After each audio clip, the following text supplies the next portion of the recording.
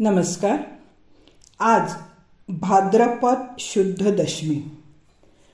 आज आपण नामदेवांचा एक अभंग पाहणार आहोत.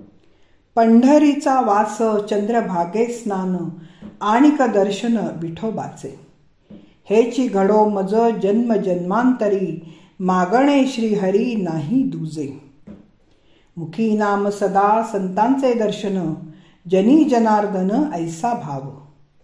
नामा म्हणे तुझे नित्य महाद्वारी, कीर्तन गजरी सप्रेमाचे. संत नामदेवांच्या अंतःकरणात पंढरीविषयी अत्यंत प्रेम आहे.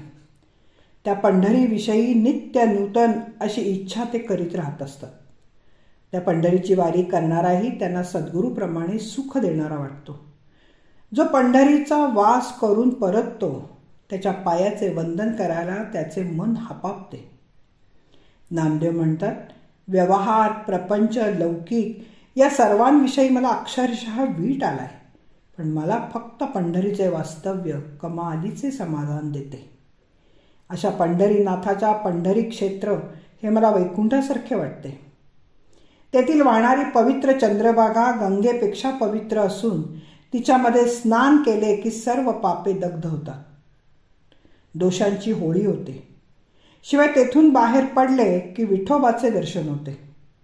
एकदा या अच्युताने दर्शन घडवल्यावर पापे कशी राहतील बरं. तेव्हा नामदेव म्हणतात की जेथे वैकुंठापेक्षा श्रेष्ठ असे पंढरपूरचे ऐश्वर्य आहे तेच मला जन्मोजन्मी मिळत राहो. येथे नामदेवांनी पंढरीचे वास्तव्य, चंद्रभागेतील अंघोळ आणि विठोबा दर्शन हे वैकुंठेतील सुखापेक्षाही श्रेष्ठ मानून वैकुंठालाही अव्हेरले आहे. कारण ते श्रीहरीजवळ या 3 गोष्टींशिवाय अन्य काहीच मागत नाही आणि त्यांना दिले तरी ते नको आहे. एका ठिकाणी नामदेव महाराज म्हणतात, बहवे बहवे वाळवंट, काय इच्छितो वैकुंठ. वैकुंठाची अपेक्षा करायचे कारणच नाही आहे. पंढरीच्या वास्तव्यात, चंद्रभागेच्या वाळवंटात, तेथील रमणीय वातावरणात प्रत्येक क्षण जातो. तेथे अनेक संतांचे दर्शन घडते. प्रत्येकाच्या मुखी अखंड विठ्ठल नाम चालू असते. सर्वत्र विठ्ठलाला पाहण्याचा भाव त्यांच्या वागण्या, बोलण्यात, नेत्रात दिसतो. सगळीकडे पताका फडफडतात. भगवंताच्या मंदिराचा कळस दिसतो. अशा या विठोबारायाच्या नगरात संतांच्या माहेरी फार मोठ्या पुण्यामुळेच आपल्याला यायला मिळाले. तेव्हा नामदेवांना वाटते की आपण नित्य महाद्वारामध्ये उभे राहून प्रेमाने, भक्तीने, विठ्ठल भक्तीने कीर्तन करीत राहावे.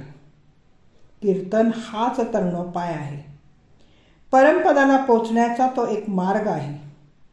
महाराष्ट्रात नारदाप्रमाणे कीर्तन करून नामदेवांनी ती परंपरा सुरू केली. सुंभाचा करदोटा, रक्त्याची लंगोटी, नामा वाळवंटी कीर्तन करी, ही उक्ती प्रसिद्धच आहे. संत नामदेवांनी आपल्या या अभंगात पंढरीचे महात्म्य वर्णन केले आहे. पंढरीचे महानत्व इतके आहे की पंढरीचे नाव काढताच काळ भयभीत होतो. चंद्रभागेचे स्नान होताच यमलोक उजाड होतो. पंढरीनाथ विठ्ठलाचे दर्शन होताच मुक्ती मिळते.